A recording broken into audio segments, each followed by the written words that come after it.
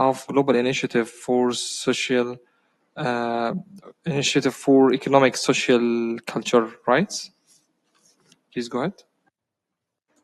Yes, thank you, Chair. I speak on behalf of the Global Initiative for Economic, Social, and Cultural Rights. Current cross-border tax dispute mechanisms are fragmented, costly, and skewed in favor of those with the most resources, often in detriment of countries in the Global South. Business as usual, quite simply, only favors profitability for historically benefited nations and corporate actors at the expense of global majorities. This convention requires actionable commitments from the outset. A commitment to adopt unitary taxation would inherently reduce disputes by simplifying the allocation of taxing rights. Additionally, the Convention should establish a transparent and inclusive mechanism under COP, ensuring developing countries, including those with smaller networks of tax treaties, have equal access to a fair process.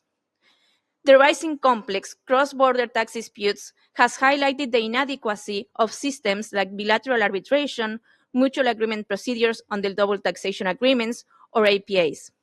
These mechanisms are often underutilized due to high cost, weak enforceability, and lack of transparency or civil society participation. In some cases, corporations bypass them altogether, resorting instead to investor-state dispute settlement mechanisms that favor commercial interests over public ones. The goal should not be to simply fix these procedures, but to confront the structural roots of conflict. This includes things like revisiting the arm's length principle and replacing it with less litigious solutions like unitary taxation with formulary apportionment, and enhancing multilateral cooperation to reduce disputes at the source while safeguarding fiscal sovereignty. The commitment and protocol on this topic are an opportunity to create a truly inclusive, fair, and effective system.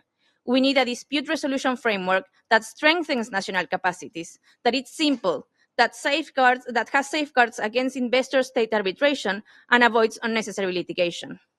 We should also avoid creating a patchwork system full of optional mechanisms. We also need to make sure that developing states have the resources necessary to pay for the legal counsel, accountants, and capacity building that these sort of specialized mechanisms demand. Without ensuring sufficient and accessible funding without any conditionalities, all dispute settlement mechanisms, regardless of its form, will perpetuate pre-existing inequalities and an unlevel playing field.